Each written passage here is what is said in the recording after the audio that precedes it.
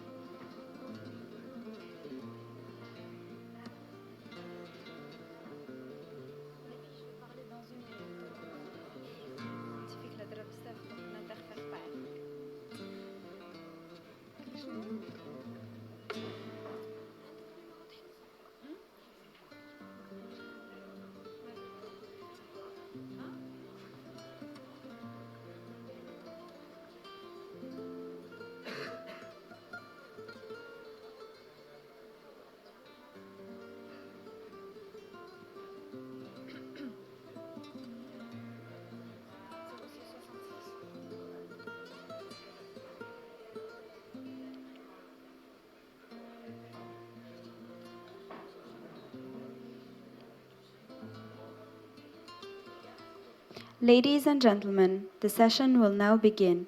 Please take your seats.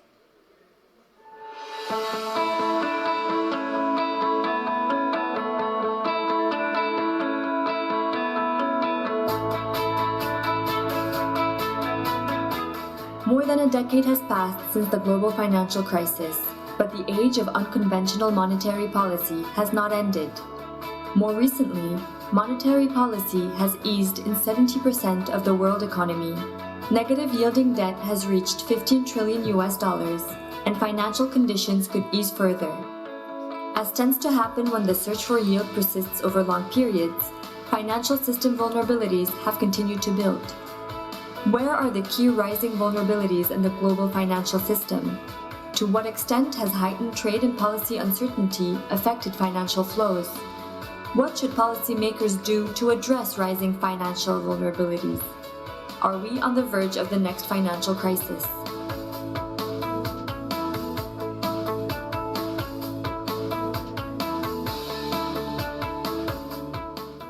Ladies and gentlemen, please welcome to the stage our moderator for the next financial crisis session, lead presenter of Newsday at BBC News, Kasujja.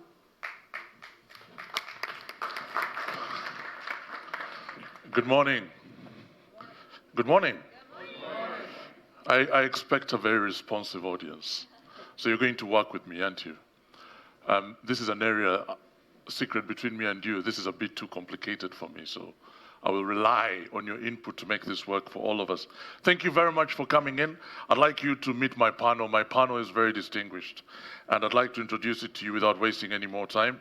Let's meet Professor Ayadi. She's an economist and also an international expert on inclusive and sustainable socio-economic models, financial architecture, and stability. Let's give her a round of applause as she comes up. She's also professor at Cass Business School and a member of the Center for Banking Research at the City University of London, and she's the founder and president of the Euro-Mediterranean Economists Association. Another round of applause for her.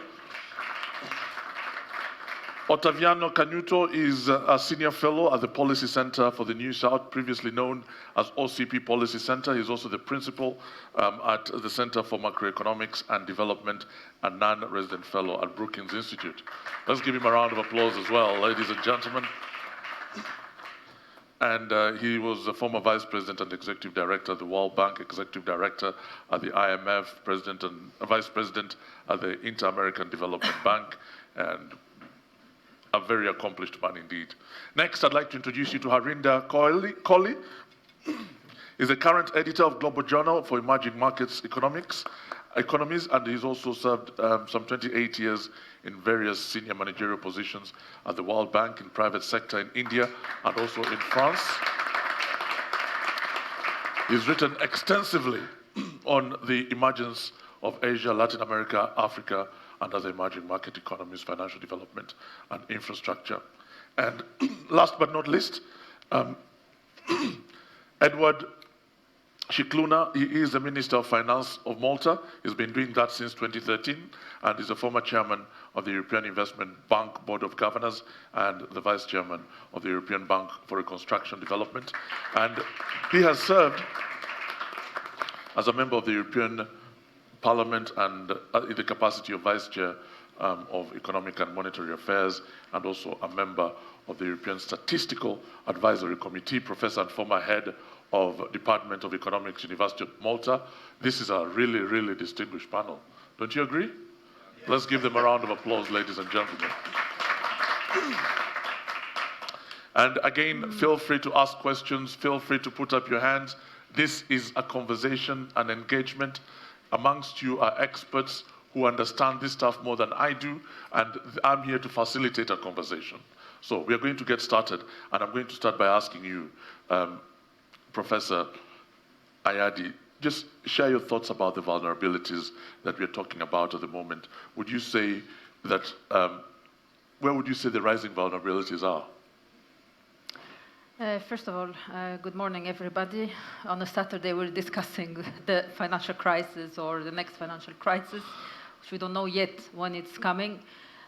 Most importantly is clearly the global economy nowadays is in transformation, whereby there are trade tensions, which we've been seeing them over the last few months, and actually since last year we've been talking about those.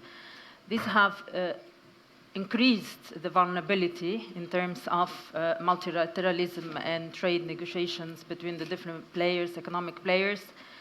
Obviously, the key point here is also we can see that with the lax monetary policy that the developed countries have been really opting for over the last few years, and since the 2008 financial crisis, this has increased dramatically the risks, in fact, the risk premiums, not only in the corporate sectors, but also in the sovereign sector. But also we've seen a tremendous increase of debt worldwide, and this is also something which has to be really very carefully assessed, because at the point in time when you have a large increase of debt, then there is a problem and the risks are huge. If we look, for example, at the corporate sector, especially, for example, if we look at China, China has increased dramatically its level of debt, and this will pose at a point in time serious vulnerabilities and risks into the global economy. But also, if we look at the low interest rates that have been now persistent over the few years, because again, this dovish monetary policy, then clearly there is an increase of risk premium, and then the investors are really pushing as much as possible to enhance the risk taking. And then, for example, if we look at the case of Europe, the commercial real estate is really increasing very much the risk. Now, at the same time, we are seeing trends at the global economy, the global regulators, whereby the banking regulation has been relaxed. There is no really the same push as it was a few years ago, where you need to increase capital ratios, and this is also creating serious problems into the financial system. The third point, which for me is key, and this is probably more medium term, is the climate change risk on the balance sheet of the financial institutions.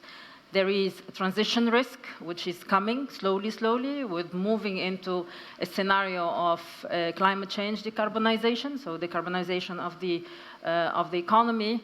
And this transition risk is coming quicker than anticipated, together with the physical risks, which in fact we are seeing the frequency of hurricanes and earthquakes and all of this are really going up. So it means that insurance companies will have to have hits on their reserves.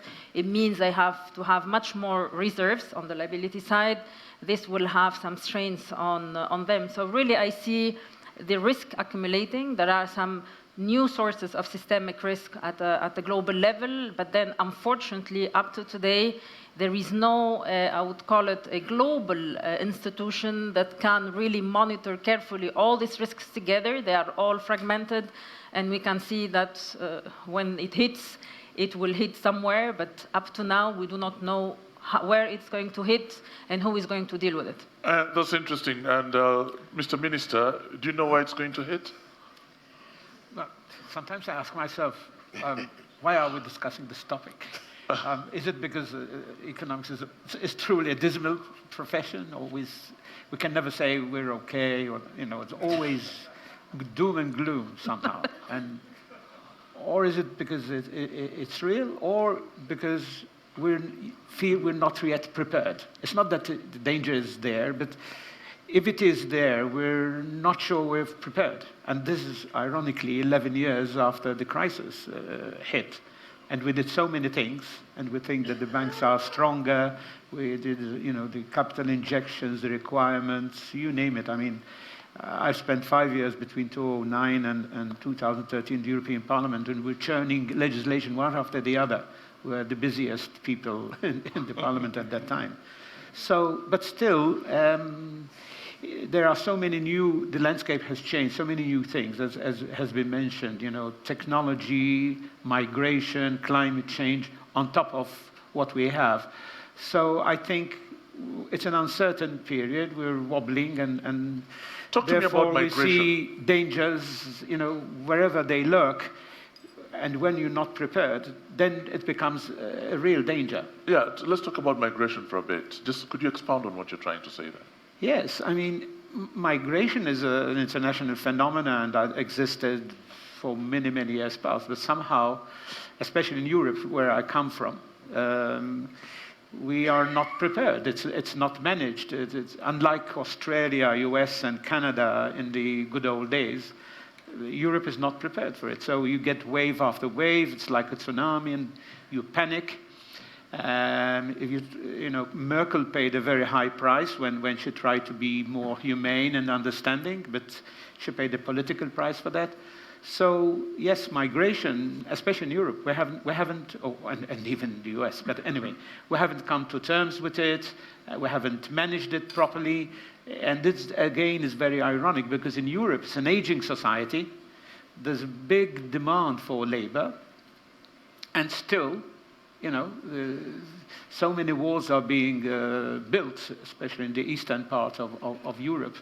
It just goes to show, and there's no burden sharing as well in Europe. I mean, whoever is on the border, like Malta and Italy, will have to bear the brunt, and that's not really fair. So it is a big issue causing Brexit, the populism and the right. I mean, migration is always at the top of their concerns. So it is a concern. And again, I wonder what has the direct impact been on Malta's economy, and also factor in climate change and talk about that a bit more. Let me hear how you've been affected. Very short. We are the exception because it's a very fast-growing economy, for 7% for each year for the last 6, 7 years. So, and there's a limit. It's a small island with a small population. So, were it not that we are part of the EU, with an inflow of labor taking the jobs which are in demand, so we have now 25% of the labor force is from outside Malta. 50% is European, and 50 from 100 or 120 nationalities from around the world. No, we're quite easy with them, with the phenomena that we understand you can't grow and you can't have the standard of living were it not for external labor who comes as partners joining you with the initiative. So we don't suffer from that phenomenon. Yeah, let me then turn to you now. Kohli, what are you seeing at the moment? Well, first let me say I live in Washington. And so let me try to give you a global perspective because that's my work. And to go back to the topic of financial crisis, so I think we should step back and look at it from a longer-term perspective and look at recent history of financial crisis and what we have learned with globalization of financial systems. One, that there's a history of financial crisis occurring and reoccurring, and they're becoming more global. And they come back roughly every 10 years or so. And they're becoming more and more global and deeper and costly. What we know is that they happen. You don't know where they will originate. But not China? You can't say China at the moment. They could be China. They used to be southern core of Latin America. There they went to Asia, and they spread. And then they happened 11 years ago at the very core of the global financial system in the US. And people had not imagined that it will happen in the very core of the global financial system. And they're more painful. And it is not possible to predict, even though the professor outlined where the risks are. It's now 11 years from the last crisis. So the history teaches us it may happen again.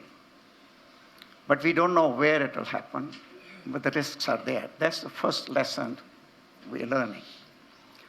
The second thing is that even though, as the minister said, a lot has been done, in my view, not enough has been done, including on the issue of accountability. The world paid a tremendous amount of price, not only in the US, in the world economy. And as Mrs. Lagarde said, reportedly, because I was not there when she said it, Yeah. even though the world has paid a tremendous price, not a single senior banker ever went to prison. In my view, the global monetary system has not yet been fully reformed. The eminent persons group of G20 had a tremendous opportunity to fix it. But in my view, they failed. It was a golden opportunity which has been lost, including reform of the IMF.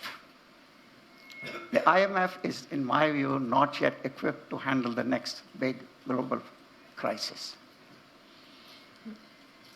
So if the crisis occurs, we don't have the tools, in my view, to fight it.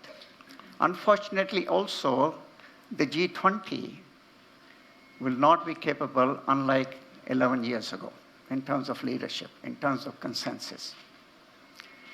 The tools are not there. So the big message that, in my view, we have to learn, because prevention is cheaper than cure in this case. Individual countries will have to take actions themselves instead of relying on the global system, because it can't be fixed in a hurry. So individual countries will have to do things themselves, Right. including Sub-Saharan Africa, because I think that that crisis may be there for Sub-Saharan Africa is coming. So That's very I'll stop interesting. there. I'm going to bring you back to expound on what you just said, but I'd like to ask Mr. Canuto, who knows the IMF very well, whether it's actually indeed true that the IMF is not prepared for the next financial crisis. And then just go ahead and tell me what your other thoughts are. Right. It is because, in fact, as of today, nobody is perfectly apt to answer promptly to whatever be the place for the next financial crisis. And Professor Harinder is quite right when he observes that the environment is not conducive to cooperation as we had after the global financial crisis. But I want to give a step back, trying to provide my views, my answer to a question that is also important. Harinder is fully right. No one can anticipate fully where the next financial crisis will come. Otherwise, it would be avoided. But And we'll be much richer if we knew where it was coming. that's right. But it's worth trying to pinpoint which, if any, are the vulnerable spots, because some macroprudential policies can be taken to try to avoid. And we have some idea. And I'm going to tell you the following. As we speak, we are already ongoing over a big liquidity crisis in the repurchase agreement market of the U.S. On Thursday, while we were starting our Atlantic dialogues, there was a big announcement by the Federal Reserve Bank, which is a very significant one, revealing that there is something more of concern underlying. Now, which are the vulnerable spots that one can, let's say, at least most analysts have pointed out? China has been mentioned, but I must confess that among those who don't believe China represents a systemic risk, because it's self-contained, it has huge saving rates, the fiscal position allows, with some difficulties, but they can even bail out their SOEs, which doesn't mean that they will not have defaults. We had a default of a state-owned enterprise this week. So it's happening, but not systemically. But people have also referred to the levels of indebtedness of the non-financial corporate system in the US and in Europe, but there are mitigating factors. These companies are still full of cash and so on. They use the issuance of corporate debt to swap for shares. The institutional investors have been obliged to search for yield because their liabilities, pensions, insurance, and so on, oblige them to look for some sort of remuneration compatible with their liabilities. They have been delving into riskier and illiquid securities and so on. But none of this may have, let's say, a dramatic outcome as the thing that suddenly happened on September 17th, when the repurchase agreement, secondary market, the secured market in the US, one day suddenly had a sudden stop. And we're talking about $1 trillion that are rolled over on a daily basis. And for this to function normally, the rate of interest cannot be very far from the federal funds. And on that day, suddenly the banks said, did not offer the treasuries necessary for the market to function. And the interest rate went up from 2% to 10%. It was a disaster. The Federal Reserve Bank was obliged to introduce emergency acts, injecting $75 billion. And guess what? 3 months later, the Federal Reserve Bank has the emergency ceased to be emergential and became permanent. And that's why on Thursday, while we were here opening our discussions, Jeremy Powell was announcing a package that amounts to $500 billion given not to the banks, it's to the repurchase market, the repo market, which is comprised by the rollover on a daily basis of securities held and issued by hedge funds, by institutional investors. Not talk about bank. The banks seem to be fine. Well, you had the regulation post-crisis, so they are tightened. They have to maintain their liquidity cushions. But the point, as highlighted by the Bank for International Settlements on its quarterly report last Sunday, is that 10 years of quantitative easing, 10 years of very unconventional monetary policy have changed dramatically the structure, the composition of the financial markets, with the development of shadow banking and other structures, the functioning of which nobody can claim to exactly know by now. That's what the BIS said. Right. And we have gone through this liquidity crisis. So we are in a liquidity crisis, which has not become systemic, has not become a solvency one because of the action of the Federal Reserve. But the point to make is that we are dealing with things that nobody can claim to understand exactly right now. Fascinating stuff. Anybody else with thoughts to add to that at all? I just want to add, I mean, another fear is that we are very low on firepower. In other words, we've used so much monetary policy. I mean, we're in negative interest territory, and we fear that we're out of ammunition, so to speak. And there's always, at least a new tug of war between the European Central Bank telling governments, now it's your turn, do something on the fiscal front. But again, there's a big reluctancy in Europe, especially from Germany and Netherlands and the rest, that they wouldn't want to use their surpluses to stimulate the economy from the fiscal. That's a reluctance. So again, we rely on the European Central Bank, and the European Central Bank, I've done what I can, Drug has said it, do what it takes. But now, if ever there would be, a crisis, we're fearing it more than before, because we're lacking the instruments and, as I said, the firepower. Mm. I agree with that, if I may add. And that's what I meant, that the eminent persons group of G20 had not really tackled the real problem. The real problem, in my view, is that the world is awash with liquidity, huge amount of liquidity, and it's not really related only to what the central banks have done in terms of loose monetary policy since 2008, 2009. It really is related to the private sector flows across national borders by private banks. Massive amount, trillions of dollars of money going across national borders by private sector. And the global monetary system is simply not able to manage that. And certainly the IMF is not equipped to do it. Yeah. The IMF was really created originally to handle imbalances in trade, not capital flows. Fascinating. And that needs to be fixed. The national central banks are created, they're regulating national banks. So how does that get fixed? How do you sort And that out? that's why you need fundamental reform of the global monetary system. Yeah, Harinder, if I may just add Yeah. something, is right. We need a multilateral, some form of cooperative interaction among authorities, not necessarily the IMF. And I will say why. I was talking about the repo market in the US, but let's keep in mind that the non-US banks all over the world use that market to connect, to organize their foreign exchange swap, their hedge. So, and we're talking about $1.4 trillion.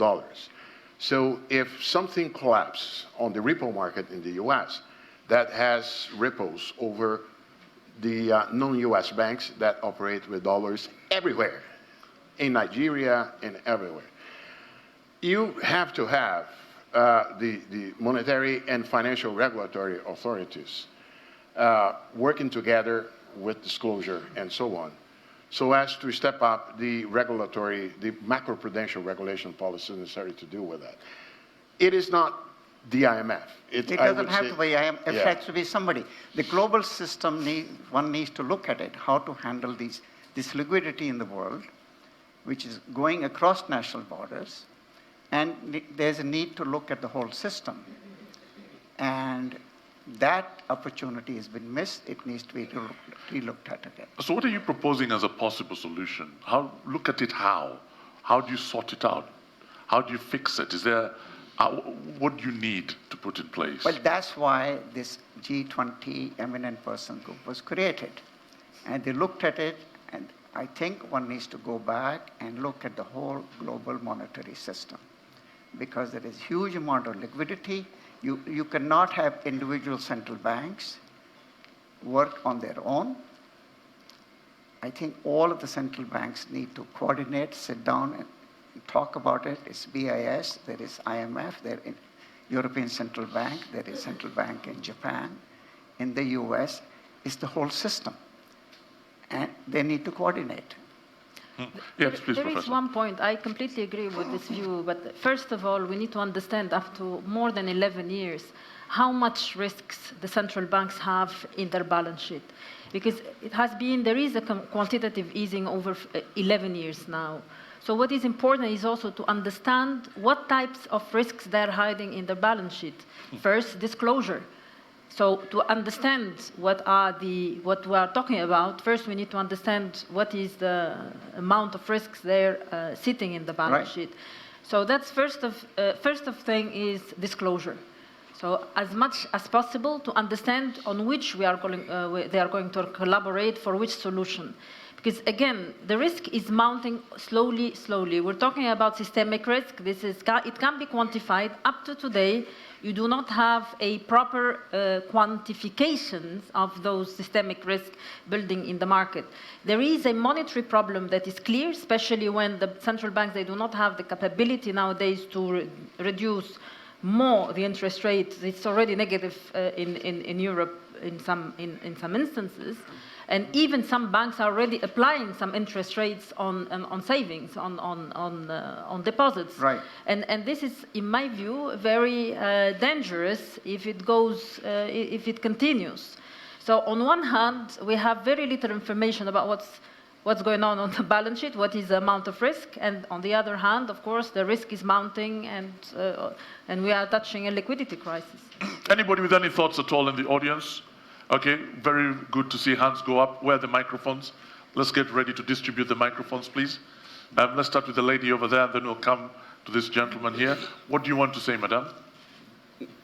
Please introduce yourself. And... Merci, je vais m'exprimer en français. Je suis désolée.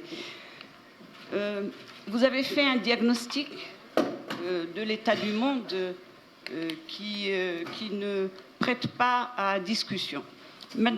En particulier, vous avez mis l'accent sur l'excès de liquidité, avec comme conséquence une baisse des taux d'intérêt, sinon des taux d'intérêt négatifs.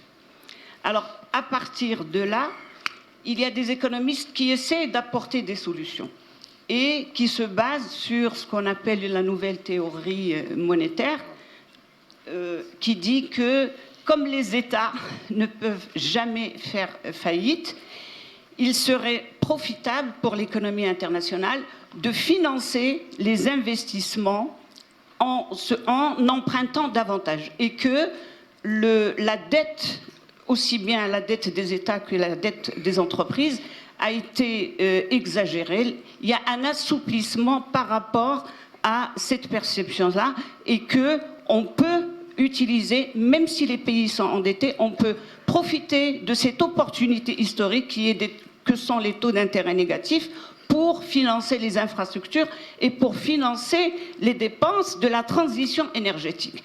Et que, comme ce sont des financements à long terme, ils ne peuvent que insuffler une croissance et une relance des investissements. Que pensez-vous de cette solution proposée par ces économistes? All right, let's give a round of applause, and then let's clap for her. Good point. This gentleman over here, please. Let's move the mics as quickly as we can. Yes, sir. Thank you, Hung Tran from the US. One quick comment and one question to the panel. The comment is that you refer to the global monetary system. In my view, there's no such thing as the global monetary system. There's a dollar-based monetary system which everybody uses. This is different from a global system. The problem is that such a system is inherently unstable and unsustainable, to the extent that more and more non-US banks use the dollar to finance their activities. Right now, they have liabilities of up to $15 trillion, $15 trillion, rolled over on a short-term basis. They don't have a lender of last resort, which only the Fed can do. And the Fed, thanks to financial regulatory reform, is severely restricted in helping banks, let alone non-US banks in crisis. So a crisis is happening, waiting to be happen, and we really don't have Is it happening or is it waiting to happen? Where are we? It is waiting to occur, and we don't have a means, the tool to deal with it. The question is, smaller question, sub-Saharan African countries or the least developed low-income countries. Many of them have a higher level of debt now compared with the level of debt they had before the previous debt forgiveness exercise, the HIPIC one. So what do you think should be done about them? And what should really be done to make sure that going forward, the inefficiency and corruption associated with using the debt will not occur, so that they don't run into this recurring debt crisis? That's an interesting question, because there are people suggesting that it's time for HIPIC 2. I wonder if you want to pick up on that. I would like to tackle the modern monetary theory question, which is very interesting. And look, I will tell you where I and many agree with what is said and what we disagree. There's nothing modern in modern monetary theory. It's, let's say, a radicalized version of ultra-Keynesian policies that tends to, let's say, to underestimate the limits given to economic growth by the supply constraints. Of course, if you are in a situation in which there is very much lack of labor and so on, then the old, simple Keynesian principles apply. Where the modern monetary theory got something right was a experience that we saw during the euro crisis. During the euro crisis, a phenomenon took place. Although the UK had, at the time, a debt to GDP ratio much higher than Spain, the UK was able to fund itself at very much lower rates. And the best explanation for that was that the UK could issue its own currency. So even if there was an inflationary risk, the default risk would be lower than the case of Spain, which had abdicated of the capacity to issue any currency. But then the guys generalized that to lead to the conclusion that the levels of public debt doesn't matter because a sovereign country that has a convertible currency can pay out everything, issue money, which is an extreme oversimplification. Having said that, one way to try to go beyond the exhausted unconventional monetary policy is by connecting fiscal and monetary policies in a way that might, for instance, BlackRock has come with this proposal of having some sort of communicating veins between monetary authorities and the fiscal authorities to guarantee immediate automatic financing of issuance of public debt associated with some special projects. And that's where the new Green Deal comes in. Is there sense for this? Yes, particularly if we, like Minister Edward, believe that one way or another, fiscal policy will step in. So we could do fiscal policy in a more organized way. But the fact of the matter is that there is no magic solution, such as print money and then we live out the crisis. Okay, well, what about you? What do you think? I would like to say a few words about the first comment, in fact, or the discussion, in fact. It's still under discussion, and I believe that, yes, having low to negative interest rates could eventually be transferred to the real economy. It means that, okay, as you have high interest rate or middle-level interest rate, you can price your loan in a certain way or price your investment or you price your exposure in a certain way. But then if you have low interest rate, maybe you can use it as a discounted or discounts to eventually finance long-term projects, like, for example, the climate change transition projects to move into decarbonized economy over 2030, 2050. But this means that somebody has to subsidize in a certain way also this type of projects. Nowadays, for example, some investors who are holding German bonds, they are accepting not to get certain level of coupons, or even they are losing on the principal. But why is that? We need to understand what is the underlying of this. It means that the investment community worldwide would have to have a little change in their perception about what is financial performance.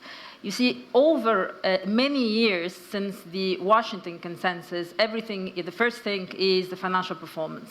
Nowadays, we need to rethink the financial performance and really link it to what I call community or sustainable performance. What it means okay, if you make money on a certain exposure and long-term exposure, but then at the same time you are destructing the planet or destructing the society, you have to really think about it in a certain way.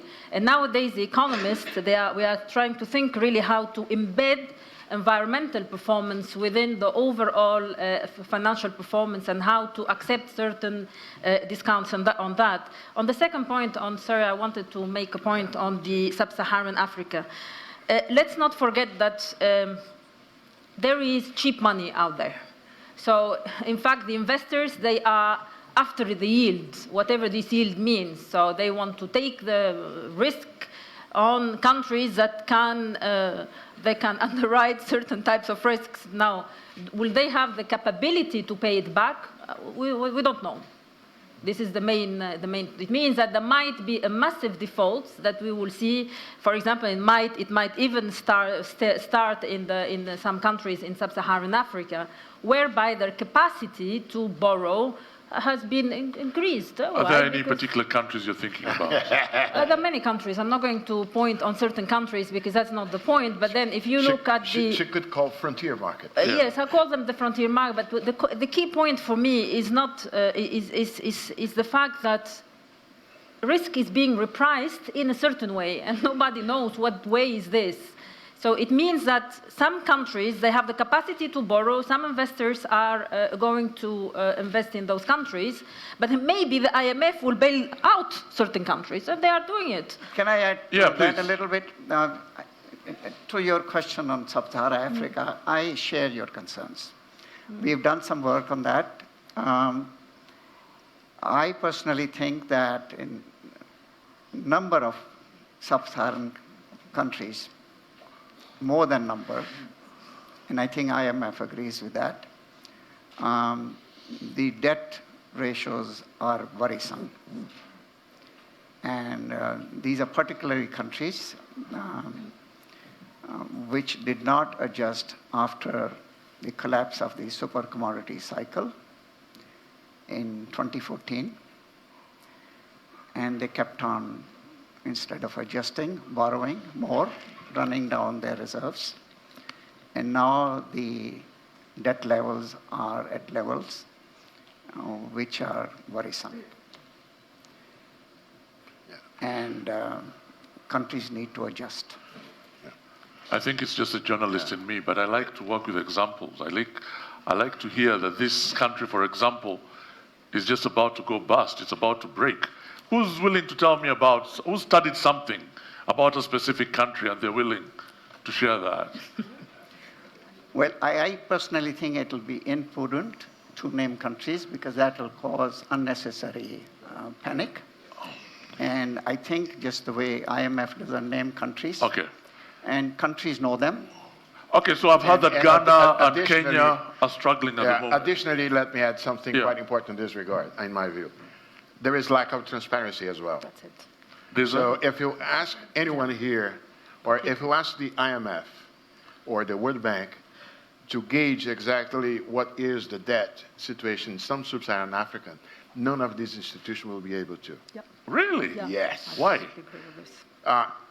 Because part of the transactions with the private sector have not been duly registered. Secondly, there is China.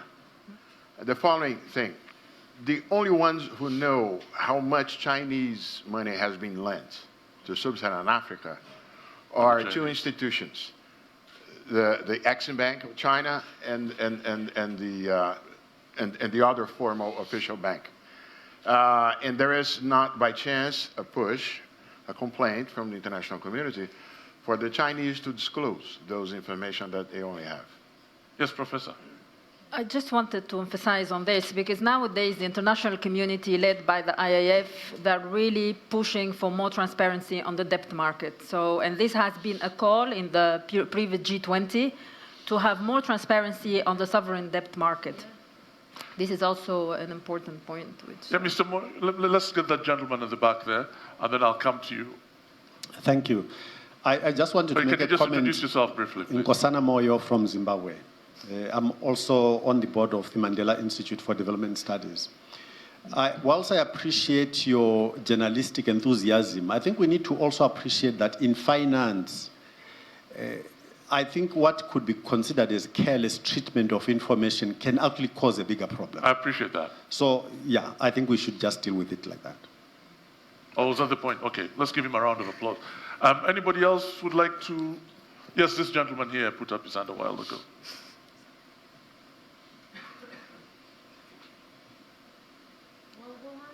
Yeah.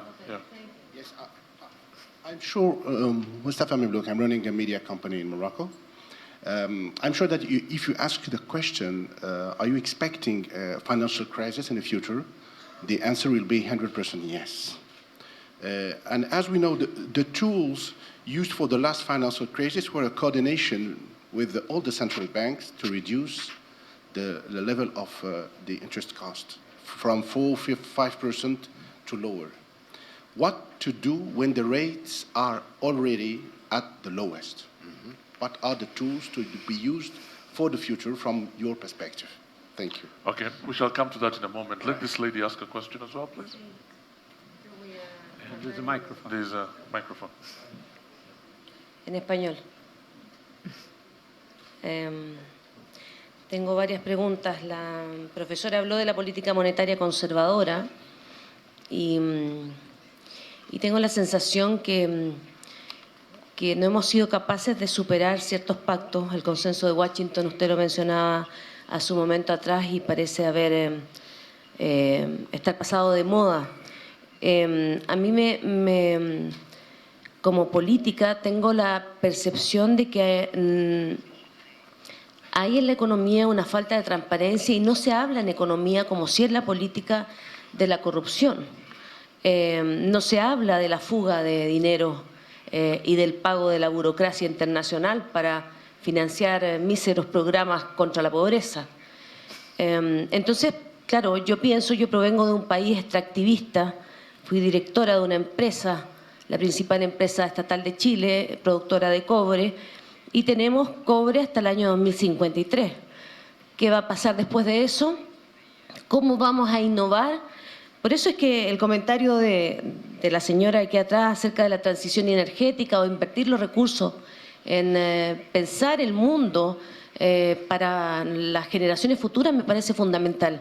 Yo solo quisiera decir esto porque escucho hablar de las lógicas en las cuales funcionan las instituciones monetarias internacionales, pero poco se habla de aquello de lo que están al debe, de lo que falta por hacer, más transparencia, más regulación, otros acuerdos.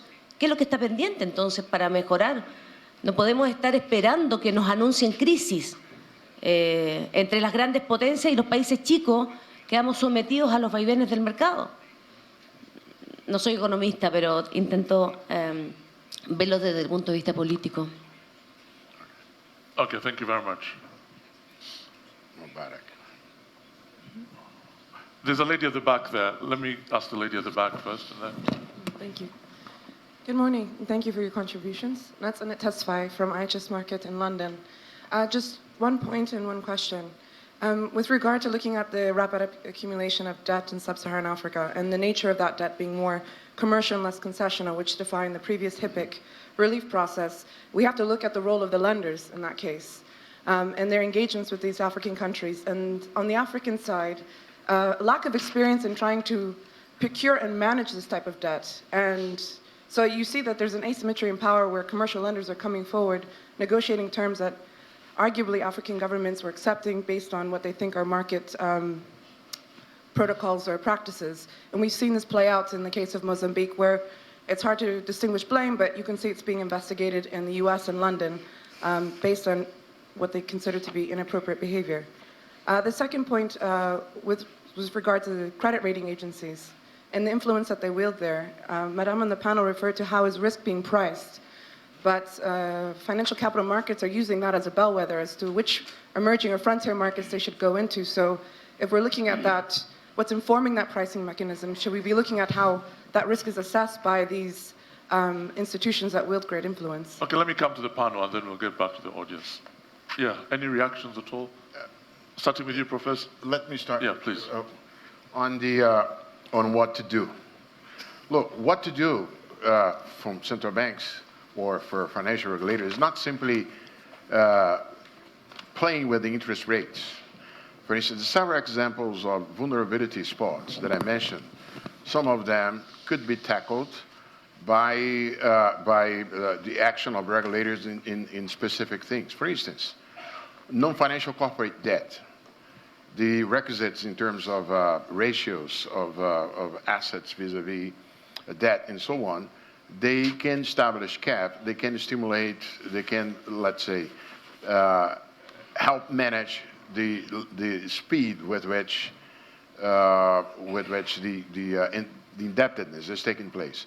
One problem with this is partly a response to the other question about do we have a global monetary system or not. I would say, yes, it is a dollar-based system, but it's global. It's global in the sense that there are some dimensions that do not fit into simple country schemes. If you don't have a coordination among the countries, among regulators, about those indicators, about those ratios that comprise the regulation, you create a scope, a big scope for arbitrage, for happening the same thing that happens with taxes. If you, before the world has significant economies, before they have some sort of coordination on tax policies, we'll have what we have nowadays, which is this tax evasion. A similar thing happens in finance. if we don't have a minimum harmony on the action implemented by monetary regulators. So there is a huge scope of coordination which can be tackled. And the same thing I mentioned, the non-financial corporate debt, but the similar reasoning can be applied to institutional investors, pension funds. And as I said, in this repo market that I have been hammering, it's connected. The whole dollar-based non-US bank that provides credit and trade finance from Germany to, not necessarily, I will not refer to Germany, but who give monies to sub-Saharan African countries, even if not done by US banks, it is done with hedging vis-a-vis the dollar. So they are connected. And a minimum of organized action is necessary. On the crisis, very briefly, look, the history of trying to answer the question about why this talk, why don't you guys do something? It's an eternal race in any capitalism. It comes with capitalism, with the good things and the bad things. One of the bad things is the following. We'll always have, since the tulips in Holland, a race between the markets, innovative, creating new risks, circumventing regulation, and the regulators, with usually the regulators coming only after. The things that I'm referring to, they were not on the screen 10 years ago. Many people thought that by simply upholding the banks and let's make the big banks be obliged to hold only US treasuries. So then we'll have a safe system and let the guys play with risky applications, but the banks will be safe and will be safe. And what has happened? The banks have shrunk, and a whole new system has been created, emerged, surrounding it, a new one through shadow. And we will deal with it only afterwards. Right. Thank you. I want to emphasize one point, which also links to the issue of transparency and how to deal with corruption. Because if we look at over the few years, capital flows have been to emerging market have been flowing and have been also supporting additional borrowing. So if we look at the medium external debt in emerging market economies, in 2008 it was 100%. Nowadays it's more than 160%. And in some countries, 300%, which is as a percentage of exports. So this means that there is more money flowing into the emerging market. Now, you mentioned the management issue of the debt. Yes, that's a key point. Today, you raise debt or you issue debt, but then where the debt goes, nobody knows. So they say it's on budgetary expenditures and projects. But then is there an institution who is managing and saying where this money really goes and what are the different contributions to the real economy and to the overall economy, to the society? Nobody knows it. So it's all broad discussions, but then practically speaking, there is no clear information or transparency on where this money goes. So the more money flows to the emerging markets, the more the possibilities to have some politicians or whoever they're involved in the contracts and so on and so forth, channeling the money into, say, tax havens that nobody knows where the money goes and so on. So this is extremely important. And nowadays, for example, just take the case of Europe, where I am acting here as a chair of the banking stakeholder group. And now the European Banking Authority has the mandate to follow corruption, I wouldn't say corruption, it's anti-money laundering and aspects related to terrorist financing. It's all linked. And I think up to today, I believe that corruption is not put under this umbrella of anti-money laundering and terrorist financing. I think it's important to touch it into that point, so to put the definition there, and then try to manage over time this, I would call them the illicit flows of money, where it goes, and then everybody has to be accountable. Professor Scicluna. From a policy point of view, especially in the European Union, we group all these issues of transparency and similar under a big box called reforms. So we are very aware that besides monetary policy and fiscal policy, there are reforms, and that's where risk reduction before risk sharing is discussed, because they are very, very relevant and they prevent. And this is also, one can expand this, and the elephant in the room is that why should, I mean, a lot of this, I called it firepower, is being used or wasted, for example, to compensate for the trade tensions which exist. So what should you do? I mean, should you put the burden on monetary policy, or should we, as we will be discussed later today, get the bull by the horns and say if these are causing, the slowdown, especially in the manufacturing, vehicles, machinery, and so on, calculated by the IMF at 0.8 of 1% fall in the GDP, caused by trade tensions, rather than wasting whatever is left with monetary policy, you should attack the problem at source, which is trade. That's interesting. And multilateralism. And that's trade. That's an interesting point. I'd like to ask him, just prepare to ask a question, but first let's go to the gentleman at the front. If you can briefly introduce yourself and make your point. Yes, of course. I'm Sérgio Guzmão Chodowski. I'm the president of the Development Bank of Minas Gerais in Brazil. We are a regional development bank, government-owned. My question to the panel is the following. What role for development banks? I'm not talking only about the multilateral development banks, but also the national development banks and, of course, the regional development banks. And my take on this is the following, is execution, right? I mean, I believe that development banks, and this is my take, I just want to see your reaction, have a role in project preparation, in mobilization of private capital, and I think it has a role also in bringing confidence and also in some way creating new asset class that this liquidity can flow into. And just giving you a very precise example, we are taking advantage of low interest rates in Europe, and I'm taking on-lending programs with the European Investment Bank and others, and mobilizing this capital and doing, of course, hedging into local currency in Brazil, and it's working quite well. Thank you. All right, thank you very much. I'd like to come to you, sir, and then just introduce yourself briefly. My name is Mubarak Lo. I'm from Senegal, and also I am a senior fellow at the Policy Center of the New South. Nobody wants to talk about countries. Senegal is among the countries that IMF consider as a country with a viable and sustainable debt. Our indebtedness is around 53.5%, and our community asks us not to go beyond 70%, so we have some margin. Even this year, we have received a lot of investors from the international area, but we told them that we will not issue debt at the international level. So 2020, no Eurobond.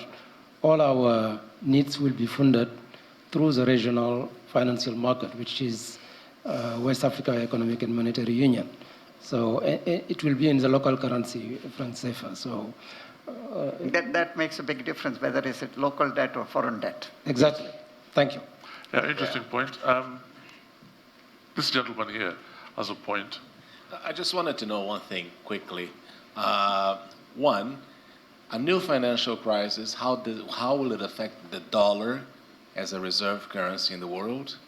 And second, the fact that we haven't had any changes in global governance of these institutions. A new financial crisis is going to deteriorate them even more or not? In the sense that, the players, the new ones, are not effectively participating as much. All right, thank you very much. And one more question. Yeah, go ahead, sir. Louis Dadouche, Policy Center for the New South. So I just wanted to say, you can always have a financial crisis. Doesn't matter what the financial system is like, just about, because in the end, the issue is confidence. And all sorts of things can cause a loss of confidence in situation of high leverage, loss of confidence, will cause a financial crisis. So that's clear, okay? We all understand that. I have specific questions of the panel.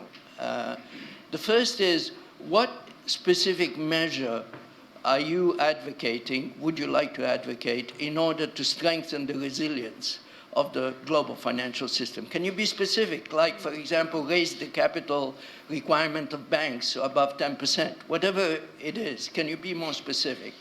And the second is, forgive me, but I do think in terms of, when I'm thinking financial crisis, I have to think in terms of where is the unsustainability of the situation. Okay, that's the heart of trying to predict, difficult as it is, where things might happen. And therefore, I'd like to ask a question about countries I'm worried about. In the case of Europe, I'm worried about Italy. Do you have a view on the sustainability of the Italian situation? In emerging markets, I'm worried about Argentina. Do you have a view on the sustainability of the Argentina situation and how the IMF issue will be resolved? And frankly, at the global level, I reside in Washington, I'm worried about the United States. The United States has now a debt to GDP which is above 100% and has a budget deficit of close to 4%, between 4 and 5%, in a situation where the US economy is expanding. What happens in a recession, and what will be the implications for the system? Okay, we don't have too much time left. I'm going to start. So can I quickly come to 2 points here? Yeah, but I need someone to actually address those questions. Who is volunteering to take those? I will. Okay. Okay, so there's a lot of appetite for them. Right. So let's start with you. So I think I want to emphasize a point about debt being domestic or in foreign currency. Because like what you said, sir, if you issue debt in domestic currency, it makes a difference whether you take debt in foreign currency. For example, Japan and China have huge amount of debt in their domestic currency, Japan being the champion in the world. I think it makes a difference. If you have huge domestic savings like China and Japan do, and you have domestic debt, it makes a difference. I think the point about development banks, domestic development finance institutions is a very important one, because the rest of the discussion has been about international systems. I do believe that domestic finance institutions are very important.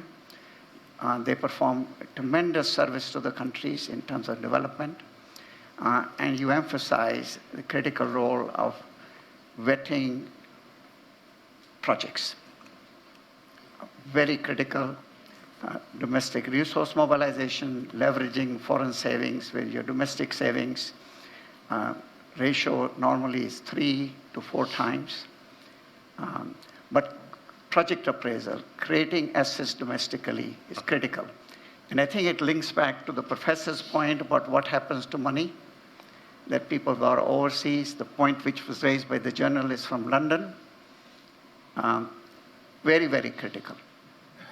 And it's linked to somebody was raising the issue about Chinese debt in Africa. So I think what you're doing in Brazil is critical, and it should be continued and should be done by more and more countries to have development banks. This is how it started 60 years ago, countries after countries. And I hope more and more countries will strengthen their development banks.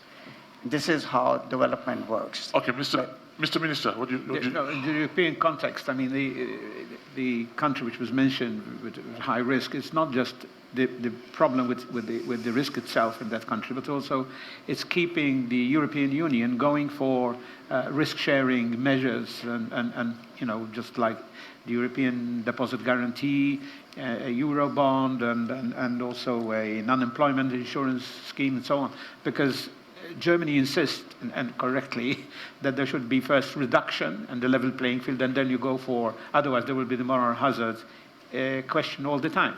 So it's keeping the EU going forward and finishing the banking union itself, and then after that the capital markets union. So that's the effect of a particular country being weak in the European Union context. Okay, let me hear from Professor, then I'll come to you. I would like to give some elements of the answer. First of all, is to have stricter supervisory actions via the use of stress tests for increasing the level of capital for banks and reserves for the insurance companies. So stress test up to today has been a transparency tool. It's very interesting, but it has not yet been explicitly used as increasing the level of capital. But they do it for problematic banks. They do it, but I think it has to be much more explicit, then the market knows it, and then it is clear. So this is one point. And also more generalized use for macroprudential tools.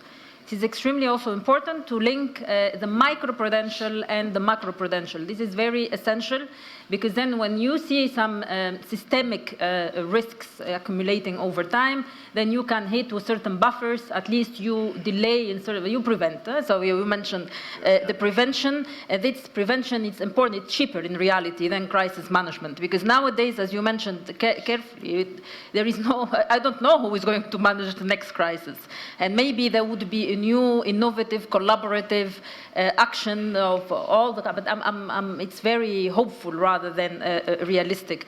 So the second point is, again, to enhance disclosure and transparency on debt issuance and where the money goes. There is a news, for example, all the green bonds and green loans, everybody knows where the money goes in green projects. More granularity is needed, but there is knowledge now on how to track exposures and how to track the funds, and also implement more prudent debt management practices. And then if countries that are incapable or they need more enhancement of their capacity to manage their debt, I think it's important to to enforce their capacity using, for example, regional or bank organizations or the IMF or the World Bank. They are already doing it, but they have to step further effort into this. Marcus asked a number of questions. Yeah, I wonder. Yeah, but I want to answer, to touch upon the provocative. First, as of now, we have 25% of all bonds in the world yielding negative interest rates in real terms, 25%. Part of which, of course, related to the Eurozone, and Italy is currently financing itself at an interest rate lower than the US. Can you imagine? The Italy that you mentioned. Greece is financing itself with negative interest rates. So there's something odd. You mentioned Argentina. Argentina is already in default. Not officially, because the only thing it's suspended, but technically it's already a default. The issue now is whether it will manage to have a reprofiling, an organized default, or a chaotic one. I, frankly, am among those who don't expect any orderly thing out of it. But it's not systemically significant. Like the frontier markets.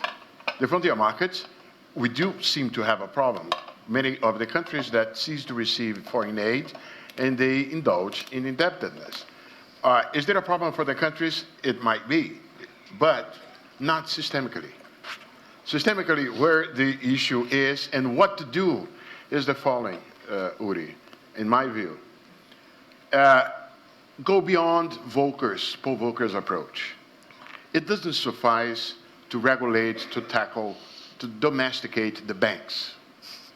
That was done. That has guaranteed solvent, small, liquid banks.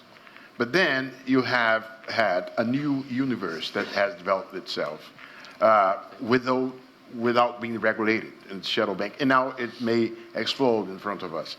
On development banks, we face this paradox, a world in which we are awash with liquidity, term premium down, interest rates, negative interest rates, and you have a dearth of infrastructure investment and so on. What's wrong with that? The fact is that if we open up the chain of value of infrastructure in other fixed-term, long-term investments, there are risks there that the private sector, we will find private agents there able to manage and willing to take on, and some others not. So the role for development banks, in my view, instead of do like they did in the past, that it was to substitute, to replace the markets, is to focus on exactly those points of the chain of value where there is no private agent interested in managing those. If the development bank does this, it makes possible the building up of the whole financing structure. Okay. What about his questions? See, there is no real change in leadership, in the sense that it's not the matter of the person individually or the nationality of whoever is running the IMF or the World Bank. That won't make any difference. The governance of these institutions is framed by its evolution since its birth. And it is the fact that they were not very much prone to ramping up their size, because that would demand a drastic change in the structure of governance, that the Chinese and the BRICS decided to go on their own. This new financial architecture, it runs an intrinsic risk of fragmentation. And this, fortunately, on the development long-term financing side, cooperation has prevailed. I am a testimony on how the AIIB and the World Bank are co-financing projects in the Philippines and so on. On the monetary and financial side, there's only one. Even the Chinese, and the BRICS, when they decided to develop their contingency sharing facility, they established a threshold above which, if any of the BRICS countries want to use it, it has to go to the IMF. It's there in the China-led BRICS arrangement. Okay. So there is no dramatic change in the structure in that regard. Let's give my panel a round of applause, ladies and gentlemen. Professor Reem Ayadi, and she's from Cass Business School, as you had. Otaviano Canuto, from the Policy Center for the New South. Harinder Kohli, who is the founding director and chief executive Emerging Markets Forum. And last but not least, Edward Scicluna, who is the finance minister of Malta. My name is Alan Kasujja. Thank you very much.